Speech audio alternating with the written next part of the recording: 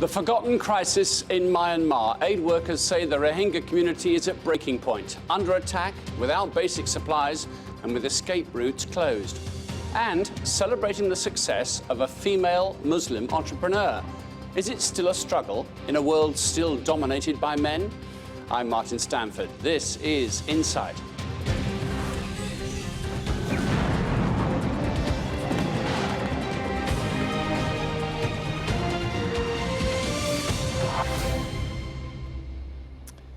Welcome to Insight. The Rohingya are a Muslim minority living in Myanmar that critics say have a long history of facing persecution at the hands of the country's Buddhist majority. Last month, the army launched a crackdown in northern Rakhine after attacks left 9 border policemen dead. Since then, the Myanmar military has carried out what it calls clearance operations. Hundreds have died, with many more escaping across the border to Bangladesh, who in turn have stepped up restrictions in order to push back the Rohingyas. Insight's Yasmin Khatun Duan tells us more.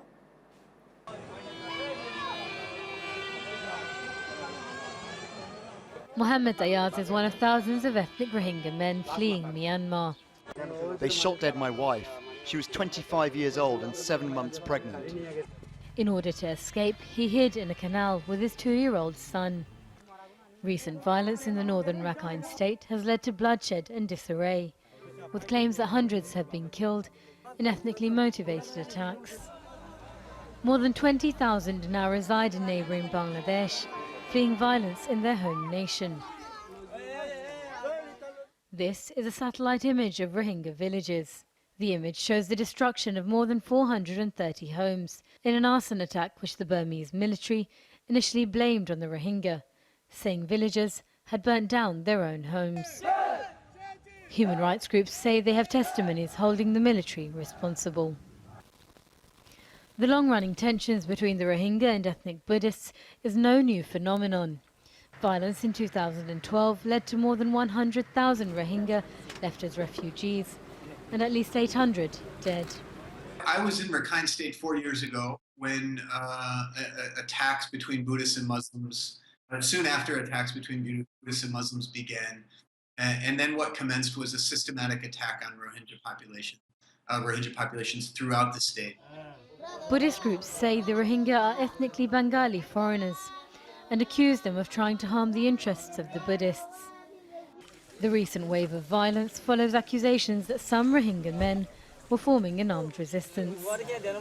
Penny Green, director of the International State Crime Initiative at Queen Mary University of London, dismissed these claims. It's very much a way to deflect attention from the real terror that's taking place in Rakhine State, and that real terror is being exhibited by the Myanmar state, by the military, by the border police agencies, by the security forces, all under the watch of the NLD and Aung San Suu Kyi.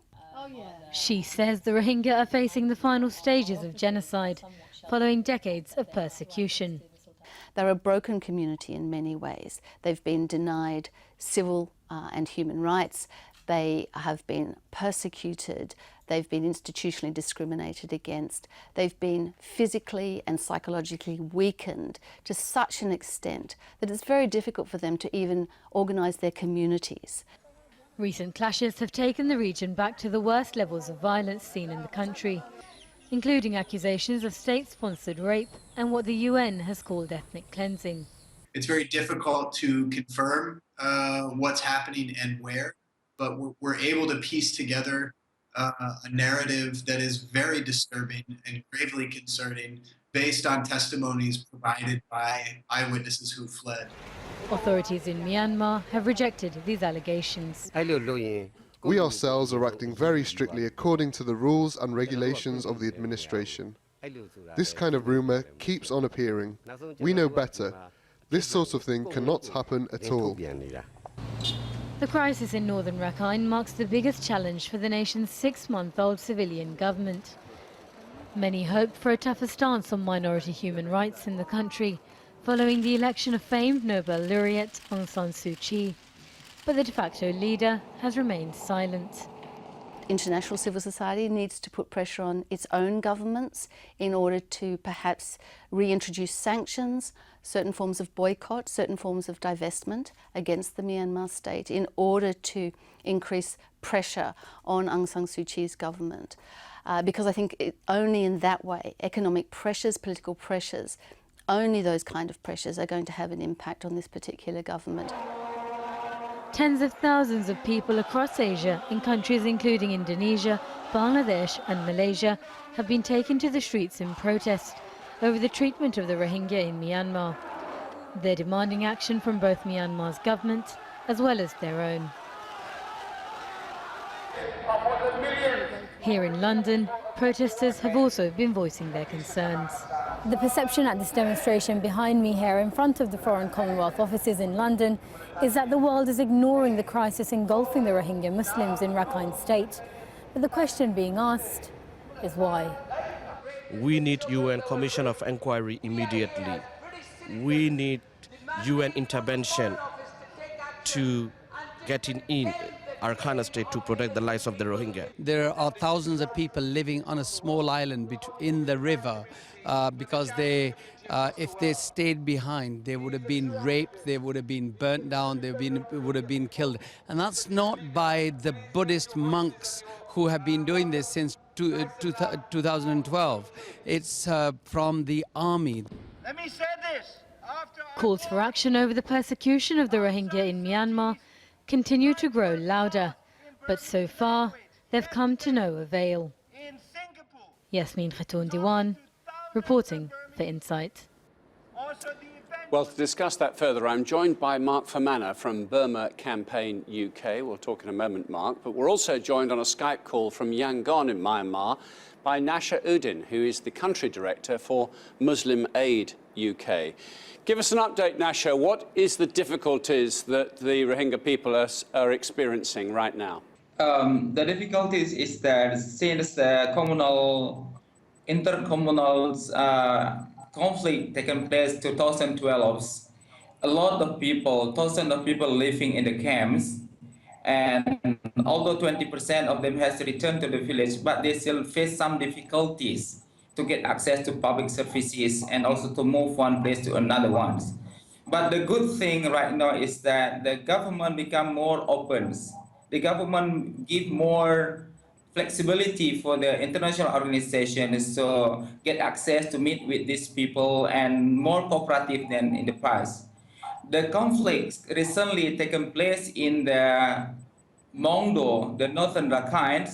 It is quite terrible things, but we do not have any specific information that reliable ones, because the government has suspended all the access of humanitarian to the area since the attack of the border guards between Rakhine and Bangladesh. So although the local government, Nasha, if I can interject, isn't helping these people, they're not standing in the way of organisations like yours and other organisations around the world who are trying to send money and supplies and food to the Rohingya people? Since the attack taken place on October, the government suspended all the humanitarian agencies to work in Mongdo because of the security issue. And the good things, in the last 1 week, the government has opened access, especially for the UN agencies, to do some small distribution of food to the area, although small percentage. But we hope that the government will open more access in the future. Especially for the MAUK, we have communicated closely with the government that we have planned to do some distributions in the next week to the Mongdo. I think that's quite good news. And also the government, I think that will open more space for other aid agencies to do distribution in the Mongdo. Well, that, I suppose, is some good news. Mark Fermanagh's with me in the studio. Mark, there was a great hope, wasn't there, from the international community, I think, that once Aung San Suu Kyi won power, she's sort of president in all but name, this problem would go away. But it hasn't, has it? Well, I think on the Rohingya issue in particular, there were concerns about her approach, because when the violence took place against the Rohingya in 2012, she she received some criticism then for failing to speak up for Rohingya human rights. But she did establish a new commission chaired by Kofi Annan, the former UN Secretary General, which was meant to make recommendations about what sort of approach the government should take in the future. But the mandate of that commission was quite limited, and it didn't include investigating human rights violations such as the kinds of we've seen by the Burmese army taking place now. So is that rather a classic cynical move? A government under pressure with an awkward subject, I'll just commission a report into it? To a degree, yes. I think she might have used it to the recommendations to take some small steps, but basically she kept in place the policies and the laws that previous military governments had put in place, and their policy was to use a combination of impoverishment and human rights violations to drive the Rohingya out. Those policies carried on under Aung San Suu Kyi. And do you think that's her ambition too, then? She doesn't actually want them to have, if you like, a homeland or a place to live permanently. I think with having discussed this with Aung San Suu Kyi, I think she's not completely clear whether Rohingya people belong in Burma or not in her own mind, I would say. She said that they need to be evaluated under existing Burmese laws, but those laws are discriminatory, so that's not really an answer or a solution that she's given. She has been equivocal on this issue. She hasn't taken a principled stance or a human rights-focused stance that you would expect that she should do. If they are not to live in Myanmar, Nasha Odin, where do they go? It is quite difficult to answer that question because they have been there for quite a long time, especially in northern Rakhine. They are composed of almost 90% of the population in northern Rakhine, almost 25% in the central Rakhine, and could be around 5 to 10% in the south Rakhine. So for the northern Rakhine, they are the majority. The Bangladesh government also not allow them to cross the borders. I think it's a good way for them is that how to get a good resolution from the governments. The government's goodwill at the moment is that the government established bodies such as the Advisory Commissions for Rakhine, which is led by former UN Secretary General Kofi Annan. And the second one is the government also set up another body called fact-finding body, which is led by the Vice President of the Myanmar government to investigate what is going on in the northern Rakhine Mongdo at the moment. This is one of indication that there will be a way how to resolve the issue on the ground. Especially for us. Thank you, Nasha, for the moment. This will all just take too long, Mark. Isn't there an urgency about this, that actual human beings are perishing as we speak? We have over 100,000 people now who have, for more than 2 months, been denied life-saving aid. These are camps that were already described by senior UN officials as being some of the most squalid in the world. There were incredibly strict restrictions that Aung San Suu Kyi kept in place, restricting the amount and kind of aid that the people, over 140,000 people, were receiving in these camps. And now they're getting virtually nothing. We don't know how bad it is.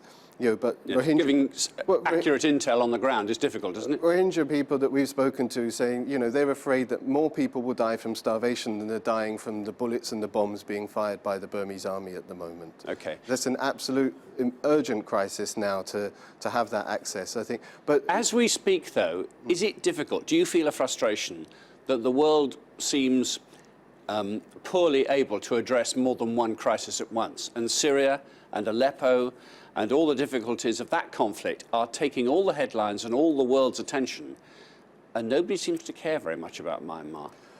I mean, obviously the crisis in Aleppo at the moment is drawing a lot of the attention, but the issue of the Rohingya, it doesn't require the kind of international intervention or level of intervention that something like Aleppo. What does it need? It needs stronger diplomatic pressure from the international community to ensure aid access. At the moment, most of the pressure has been left to lower-level officials based in the country making polite requests. We need to see higher-level intervention from the UN Secretary General himself, going to Burma, actually making the case to Aung San Suu Kyi and the military that they cannot continue these restrictions on aid. If we've seen in the past that kind of approach has worked in Burma. Does it really, though? I mean, Secretaries General go around the world, they say things they're largely ignored, aren't He's they? done it before in Burma when there was a cyclone in 2008. He personally went to Burma, he negotiated access, the military let the aid workers in. It could be done again, it just takes his will to do that, and other governments being willing to put pressure on him to do that. I think part of the problem is they're not willing